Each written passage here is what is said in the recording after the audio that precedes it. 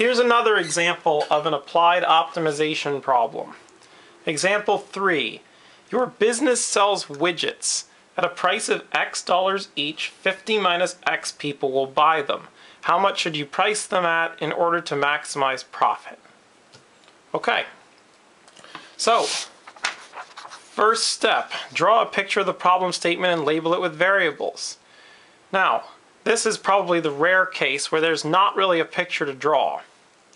But we do still have to label some variables. So, it's actually given to you that the price is X dollars each, and that the number of people who will buy them is 50 minus X.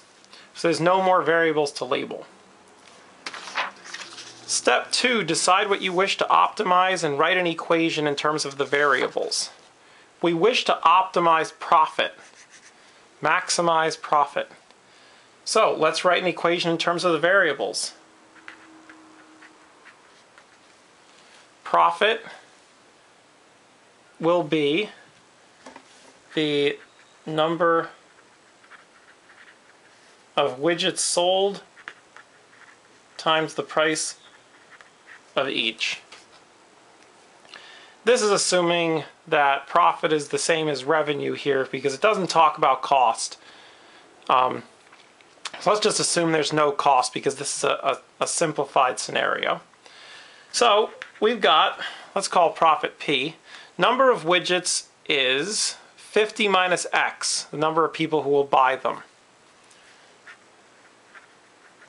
Let's assume that everybody who buys them buys one.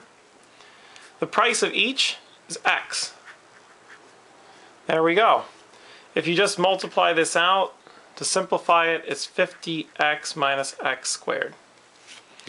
So there we go. We've written an equation in terms of the variables. Step 3, if there's more than one variable, eliminate all but one of them. There is not more than one variable. It's just x. Step 4, draw a graph of the function you wish to optimize. So let's do it.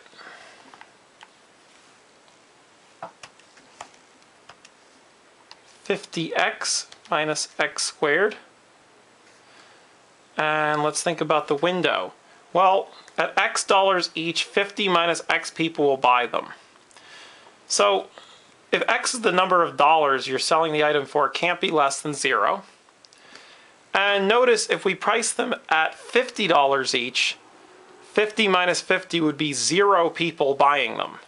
So we can't price them at more than $50 each, because even at 50, that's so expensive that no one will buy it. So I'm going to set the X min at 0 and the X max at 50. And let's see. How about the actual amount of profit? Again, can't be less than 0.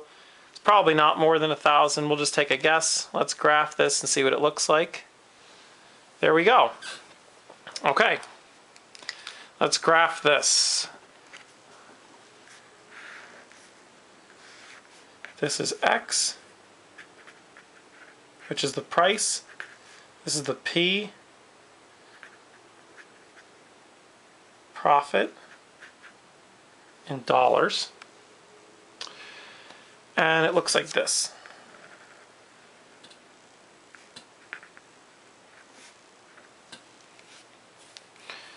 Alright, now just by the symmetry of the graph, you could probably guess that if that's 0 and that's 50, the maximum comes halfway in between at 25.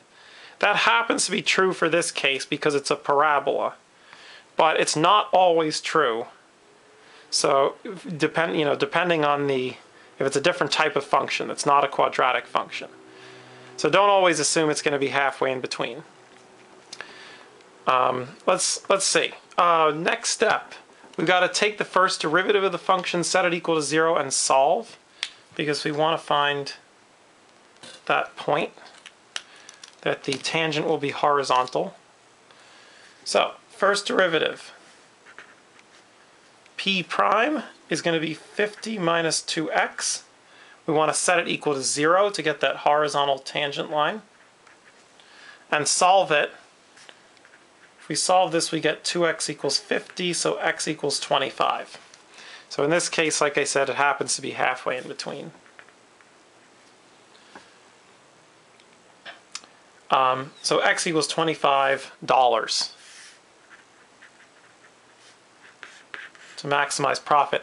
Now something I should have added here is what is the maximum profit?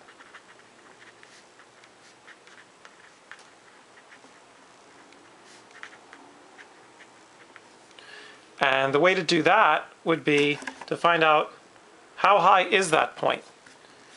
You know, what is that level right here? So to do that, we know the profit is 50x minus x squared. So if we do use it, when x is 25.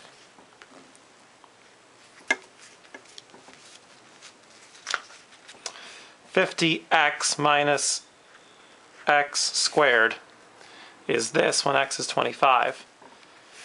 So that would be, let's see, 50 times 25 is 1250 minus 25 squared is 625. So it's 625. $625 is the actual maximum amount of profit. So this example is a little simpler than the previous examples because we didn't need to draw a picture of the problem statement and there was only one variable, so there was nothing to eliminate. But it's the same kind of idea.